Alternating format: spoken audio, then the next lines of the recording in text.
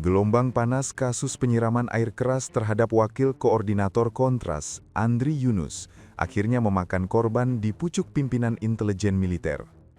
Kepala Badan Intelijen Strategis, Kabais, TNI, Letjen Yudi Abrimanto, resmi menyerahkan jabatannya sebagai bentuk pertanggungjawaban atas keterlibatan anak buahnya dalam aksi brutal tersebut. Sebagai bentuk pertanggungjawaban, hari ini telah dilaksanakan penyerahan jabatan Kabais, ujar Kapuspan TNI, Maijen Aulia Dwi Nasrullah, dalam konferensi pers singkat di Mabes TNI, Cilangkap, Rabu, 25 Maret 2026. Teka-teki di balik kursi Kabais. Meski mengonfirmasi penyerahan jabatan tersebut, Maijen Aulia memilih bungkam saat dicecar pertanyaan mengenai status Letjen Yudi. Apakah ia mengundurkan diri secara sukarela atau dicopot secara paksa oleh Panglima TNI? Suasana konferensi pers sempat memanas saat awak media mempertanyakan siapa pengganti Yudi. Namun Jenderal Bintang 2 itu hanya melempar senyum tipis sebelum menyudahi pertemuan.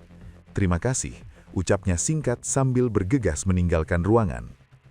Skandal ini bermula pada Kamis malam 12 Maret 2026 saat Andri Yunus diserang di kawasan Senen, Jakarta Pusat.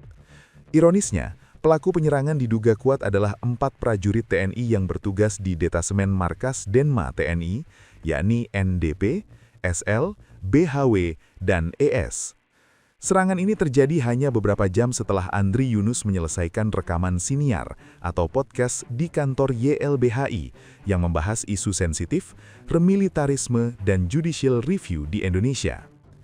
Hingga saat ini, Andri Yunus masih menjalani perawatan intensif di RS Cipto Mangunkusumo. Kondisinya cukup memprihatinkan, dengan luka bakar kimia mencapai 20% di tubuhnya.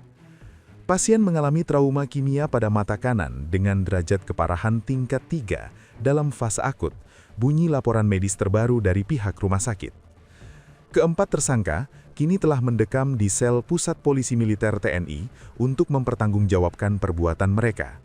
Namun bagi publik, penyerahan jabatan Kabais ini barulah awal dari tuntutan transparansi yang lebih besar atas teror terhadap pembela HAM. Download Tribun X sekarang, menghadirkan lokal menjadi Indonesia.